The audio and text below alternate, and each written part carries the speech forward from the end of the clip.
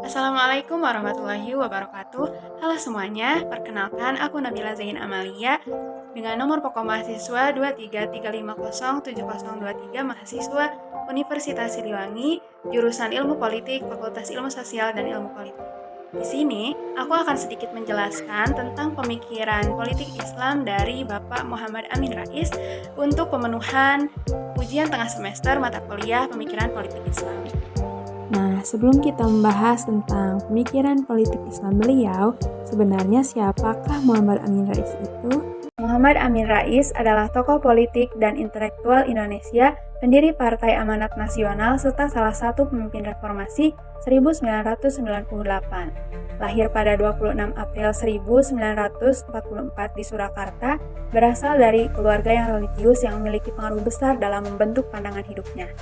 Ia menempuh pendidikan di Universitas Gadjah Mada sebelum meraih gelar master dan doktor dalam ilmu politik dari Universitas Chicago. Di Chicago, Amin Rais terpengaruh oleh pemikiran-pemikiran politik liberal dan demokrasi yang kemudian menjadi bagian dari pandangan hidupnya. Sebagai akademisi, ia dikenal kritis terhadap Orde Baru dan aktif mengajar di UGM. Amin Rais memasuki dunia politik secara lebih terbuka pada awal 1990-an, terutama pada masa menjelang krisis ekonomi Asia dan pergeseran politik di Indonesia. Ia mendirikan Partai Amanat Nasional pada tahun 1998 yang dikenal sebagai partai yang berlandaskan pada Islam moderat, demokrasi, dan reformasi. PAN di bawah kepemimpinan Amin Rais menjadi salah satu kekuatan politik yang berperan penting dalam reformasi Indonesia, terutama dalam menggerakkan gerakan pro-demokrasi yang mengarah pada jatuhnya Presiden Soeharto pada tahun 1998.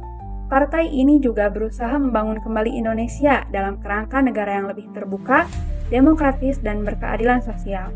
Pada pemilu 1999, Amin Rais berhasil terpilih sebagai Ketua Majelis Permusyawaratan Rakyat Republik Indonesia. Dalam kapasitas ini, ia memainkan peran kunci dalam menggulirkan reformasi politik yang lebih mendalam di Indonesia, termasuk amandemen Undang-Undang 1945 yang menciptakan sistem pemerintahan yang lebih demokratis.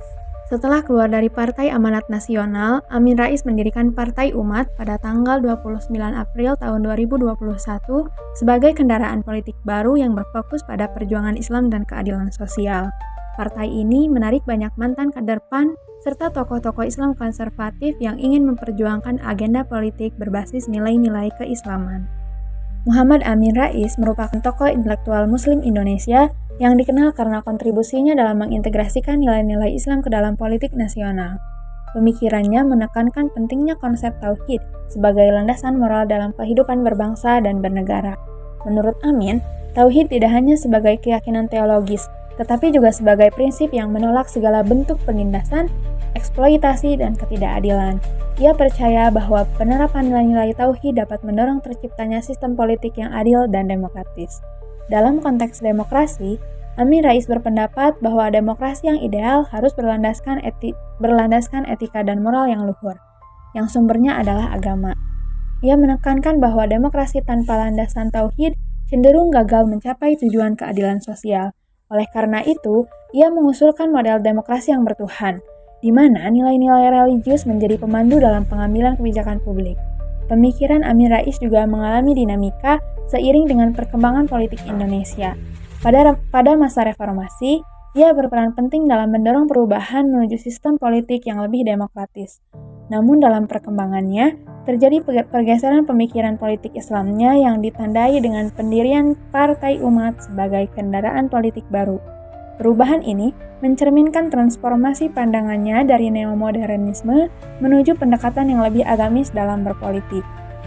Dalam perspektif fikih siyasah atau hukum politik Islam, pemikiran Amin Rais tentang reformasi politik di Indonesia menekankan pentingnya sistem negara yang menjamin kepentingan rakyat, menegakkan kedaulatan rakyat sesuai prinsip demokrasi, dan mengutamakan keadilan sosial.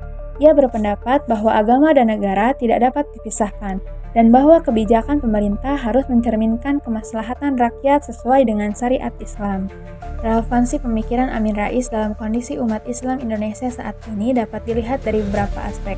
Pertama, dalam reformasi dan politik Islam, ia berperan penting dalam mendorong perubahan politik di akhir 90-an, serta mengintegrasikan nilai-nilai Islam ke dalam politik melalui Partai Amanat Nasional. Namun, pemikirannya mengalami pergeseran yang lebih agamis, terlihat dari pendirian Partai Umat setelah pengaruhnya di PAN menurun. Hal ini mencerminkan respons terhadap dinamika politik dan sosial yang dihadapi umat Islam Indonesia saat ini. Kedua, terkait Pancasila, ia menegaskan bahwa dasar negara tersebut tidak bertentangan dengan ajaran Islam dan justru dapat membentuk moralitas bangsa yang kuat.